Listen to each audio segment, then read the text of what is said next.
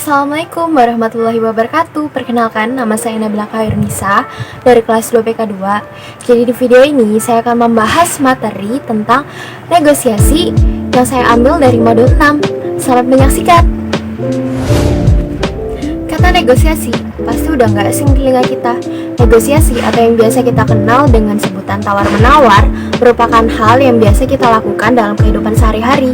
Misalnya nih, ketika kita berbelanja di pasar tradisional, nah kita melakukan negosiasi harga dengan pedagang supaya kita bisa mendapatkan barang dengan harga yang sudah disepakati. Tapi negosiasi itu apa sih? Jadi, negosiasi adalah bentuk interaksi sosial antara dua pihak atau lebih yang tujuannya mencapai kesepakatan bersama yang dianggap menguntungkan bagi semua pihak. Orang yang melakukan negosiasi ini disebut juga dengan negosiator. Jadi, negosiasi dilakukan oleh dua pihak atau lebih di mana masing-masing pihak mempunyai pendapat atau tujuan yang berbeda-beda dan terjadi negosiasi untuk mencapai kesepakatan bersama. Kegiatan negosiasi digunakan di berbagai bidang kehidupan dan biasanya menyangkut permasalahan banyak orang. Misalnya dalam bisnis dan organisasi, aktivitas dua bidang ini tidak pernah lepas dari negosiasi. Adapun unsur dasar yang mendukung terlaksananya negosiasi.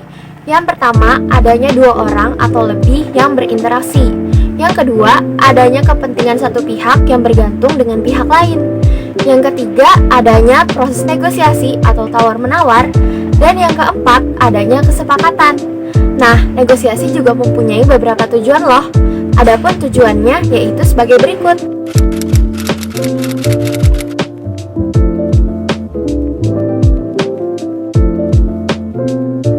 Hasil dari negosiasi harus bisa menguntungkan bagi semua pihak.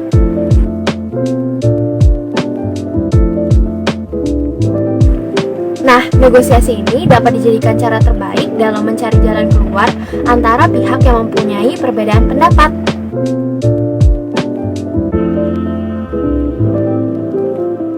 Jadi, kesepakatan yang dihasilkan dari negosiasi itu harus memberikan manfaat bagi semua pihak secara adil tanpa terkecuali. Jadi nggak boleh tuh ada yang mengalami kerugian. Sebelum memulai negosiasi, kita perlu mempersiapkan hal-hal berikut seperti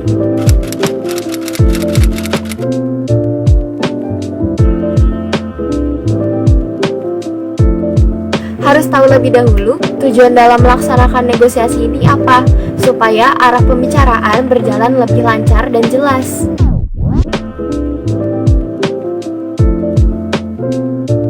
Pertama, strategi kooperatif yang menekankan pada kerjasama, win-win solution atau semua pihak diuntungkan. Yang kedua, strategi kompetitif menekankan pada menang kalah. Yang ketiga, strategi analitis menekankan pada problem solving, objektivitas, dan rasionalitas. Dan yang keempat, mengumpulkan informasi.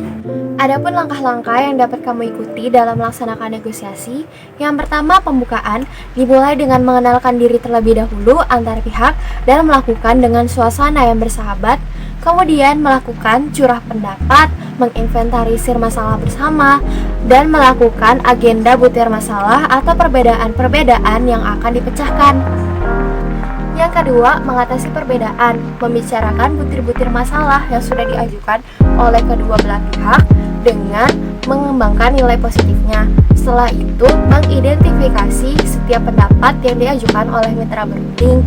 Setelah itu juga menguraikan nilai-nilai negatifnya dan mengidentifikasi setiap masalah.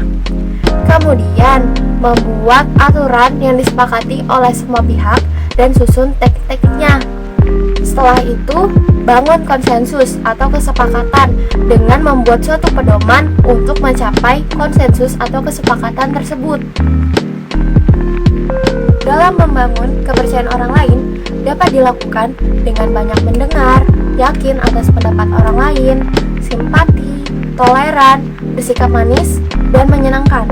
Bila perlu, tunda keputusan, karena suatu keputusan harus ditetapkan dengan matang, tidak boleh tergesa-gesa. Dan proyeksikan pendapat antara kedua belah pihak.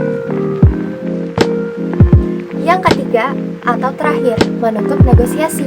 Mendapatkan kesepakatan butir-butir masalah yang telah disetujui dengan membuat ringkasan atau rencana tindak lanjut.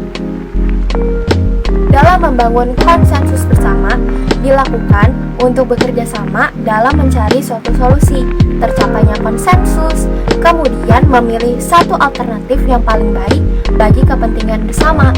Dilakukan secara jujur dan saling mendukung satu sama lain. Dalam proses pengambilan keputusan, identifikasikan setiap permasalahan, lalu buat analisa masalah dengan menggunakan teknik SWOT atau Strength, Weakness, Opportunity, dan Threat. Yaitu membuat konfirmasi atas hasil persetujuan yang telah disepakati bersama. Dalam tindak lanjut ini, ada pun beberapa hal yang harus diperhatikan adalah: pertama, konfirmasi dibuat tertulis. Kedua, membuat rencana tindak lanjut dan menetapkan siapa yang akan bertanggung jawab. Ketiga, melaksanakan butir-butir keputusan yang telah disetujui bersama. Keempat, melihat adanya peluang untuk negosiasi berikutnya. Dan yang kelima, masing-masing pihak mendapatkan lembar salinannya. Sekian materi yang saya sampaikan. Kurang lebihnya saya mohon maaf. Tetap jaga kesehatan dan see you in the next video.